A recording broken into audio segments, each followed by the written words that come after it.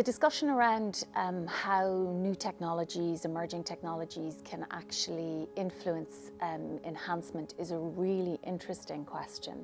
There's clearly huge opportunities in terms of enhancing human functions in the area of medicine. We can, for example, restore mobility to people who've lost it. We can, through neurotechnology, offer those who have lost the ability to communicate to once again communicate with their loved ones.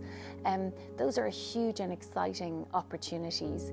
But we need to be really thoughtful and considered around what enhancement means for society.